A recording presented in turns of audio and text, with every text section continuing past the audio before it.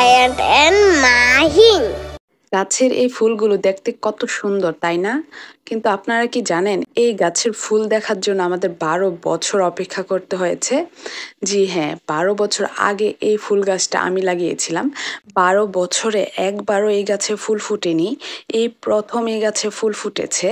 ফুলগুলো দেখে তো আমরা অনেক খুশি। আর আপনারা দেখতে পাচ্ছেন ফুলগুলো সাদা এবং গোলাপি 2 রঙের। আর মাশাল্লাহ ফুলগুলো দেখতেও অনেক সুন্দর। আর এই গাছে ফুল না ফোটার অবশ্য কারণ আছে। এই গাছটা যখনই বড় হতো তখনই এটাকে কেটে ছোট করে দেওয়া হতো। তো এই গাছটা বড় হলেই ফুল ধরে, তো এইবার গাছটা কাটা হয়নি, যেই কারণে গাছে ফুল ফুটেছে। যাই হোক, আমি রুকসানা পারভিন স্বাগতম জানাচ্ছি আরো একটি নতুন ব্লগ দেখার জন্য। সকালে নাস্তা করে এই তো আয়না বাবা চলে এসেছে গরুগুলোকে বের করার জন্য। আয়না বাবা বলছিল আমরা নাস্তা করে নিয়েছি, গরুগুলোকেও নাস্তা করাতে হবে। আর এমনিতেও আয়নের নানু বাড়িতে আসলে আয়নের বাবা চেষ্টা করে ঘুম থেকে উঠে গরুগুলোকে বাহিরে বের করার জন্য, খাবার দেওয়ার জন্য। আসলে আয়নের বাবার কৃষিকাজের প্রতি একটু টানটা বেশি। আয়নের বাবা এই কাজগুলো অনেক আনন্দ সহকারে করে। আয়নের বাবা তো প্রায় সময় আমাকে বলে চলো আমরা গোপীনাথপুর চলে যাই, সেখানে গিয়ে বড় একটা গরুর খামার দেই, শাকসবজি চাষ করি, তারপর হাঁস মুরগি পালন করি। তো আমাদের তো সবকিছু কসবাতে। আয়নকেও স্কুলে ভর্তি করিয়ে দিয়েছি, আয়নের বাবাও কসবাতেই জব করে, তো এখান থেকে তো যাওয়া এখন সম্ভব না। তবে আমরা যদি গোপীনাথপুর চলে যাই ইনশাল্লাহ চেষ্টা করব আয়নের বাবার এই স্বপ্নটা পূরণ করার জন্য। আচ্ছা, যখন যাব তখন দেখা যাবে। এখন আসি আসল কথায়। আসলে এতক্ষণ আয়নের বাবার পিছন পিছন আমি ঘুরতেছিলাম গাছ থেকে আম পেড়ে দেওয়ার জন্য। ফাইনালি এই তো আয়নের বাবা এসেছে। এখন হচ্ছে আমরা গাছ থেকে আম পেড়ে নিচ্ছি। আয়ান কোনো রকমই গাছ থেকে আম পাড়তে পারছিল না। অনেক চেষ্টার পর যাই হোক একটা আম পেড়েছে, সেটাও নিচে পড়ে গিয়েছে। যাই হোক, এখন হচ্ছে আমরা গাছ থেকে আম পেড়ে নিচ্ছি। আর বাচ্চাগুলো দেখতে পাচ্ছেন সবগুলো আম কুড়িয়ে কুড়িয়ে বলে রাখতেছে।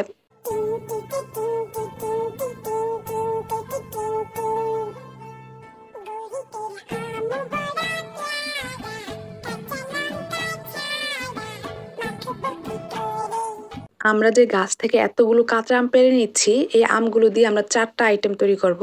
1, আমের ভর্তা। 2, আমের আচার। 3, আম সত্ত্ব।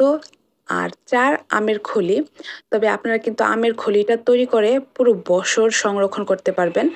আবার আমের সিজন আসার আগ পর্যন্ত আমের খলিগুলো আপনারা খেতে পারবেন। রান্না করার পর কাঁচা আমের ফ্লেভার আসে আর খেতেও দারুণ মজা লাগে। আমের খলিগুলো ছোট মাছ, ডাল, টক যে কোনো কিছুর সাথে দিয়েই আপনারা রান্না করে খেতে পারবেন। আচ্ছা, আমি আমের খলি বলতেছি, এটার কিন্তু আরো নাম আছে। অনেকে আমের ফলিও বলে, তারপর আমের শুটকিও বলে। তো আমাদের এদিকে এগুলোকে মানে আমগুলোকে শুকিয়ে নেওয়ার পর ওইগুলোকে আমের খলি বলা হয়। তো আপনাদের এদিকে এইগুলোকে কি নামে ডাকা হয় অবশ্যই কমেন্টের মাধ্যমে জানাবেন।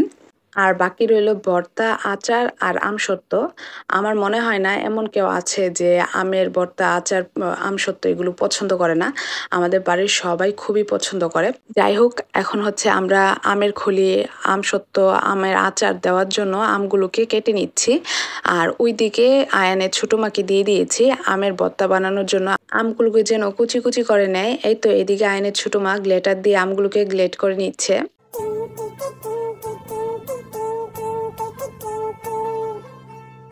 প্রথমে আমরা আমের খলিগুলোকে রোদে দিয়ে দিব। এখন তো প্রচুর রোদ, তো রোদে দিলে তাড়াতাড়ি শুকিয়ে যাবে। তো আমের খলি দেওয়ার জন্য আমগুলোকে লম্বা লম্বা করে কেটে নিয়েছি। এরপরেই তো ভালো করে ধুয়ে হলুদ লবণ মাখিয়ে এখন হচ্ছে আমি এই তো ছাদে ছড়িয়ে দিচ্ছি যাতে আমের খলিগুলো তাড়াতাড়ি শুকিয়ে যায়। আর এখন যে রোদ, এই রোদে আশা করি 2-3 দিনে আমের খলিগুলো শুকিয়ে যাবে। যাই হোক, আমের খলিগুলো ছাদে ছড়িয়ে দিলাম। এরপরেই তো আমাদের আবার ধান কাটা হয়ে গিয়েছে। তো আম্মু আবার ছাদে ধানগুলো শুকাতে দিয়েছিল, সেগুলোকে একটু নেড়ে এরপর নিচে চলে আসলাম। এসে দেখি আয়নের বাবা আবার আমের ভর্তা বানিয়ে ফেলেছে। যাই হোক, এখন হচ্ছে সবাই মিলে আমের ভর্তা খাচ্ছি। আর সেই সাথে বানিয়ে নিয়েছি আয়নকে দিয়ে ইউটিউব শর্ট, যা আমি অলরেডি চ্যানেলে শেয়ার করে ফেলেছি।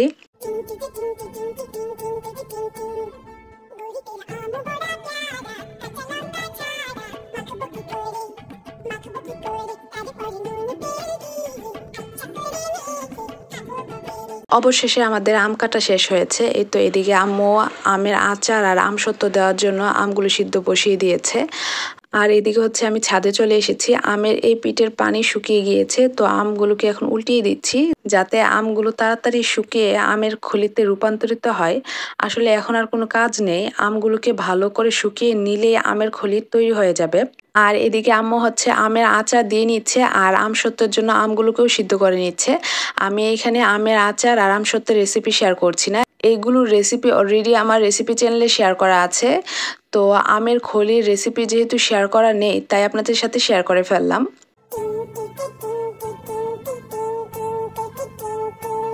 এই তো দেখতেই পাচ্ছেন আমগুলো শুকিয়ে আমের খলি তৈরি হয়ে গিয়েছে।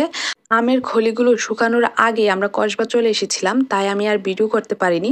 এরপর আয়নের মনিকে বলার পর আয়নের মনি ভিডিও করে পাঠিয়েছে। মাশাল্লাহ, আমি যেভাবে যেভাবে বলেছি ও ঠিক সেইভাবেই ভিডিও করে পাঠিয়েছে, খুব সুন্দর হয়েছে। এর জন্য আয়নের মনিকে অনেক ধন্যবাদ। এই তো আমের খলিগুলো একদম রেডি, এখন বয়মে ঢুকিয়ে আমের খলিগুলোকে বছর জুড়ে সংরক্ষণ করতে পারবো। আর মাশাল্লাহ, রান্না করার পর আমের খলিগুলো খেতেও অনেক মজা লাগে। যাই হোক, আমের আচার, আমসত্ত্ব এগুলোর কালারটা দেখেছেন কতটা সুন্দর হয়েছে, মাশাল্লাহ খেতেও অনেক মজার হয়েছে। তো এই ছিল আমার আজকের ভিডিওটা কেমন লেগেছে অবশ্যই কমেন্টের মাধ্যমে জানাবেন। আজকে তাহলে বিদায় নিচ্ছি, আল্লাহ হাফেজ।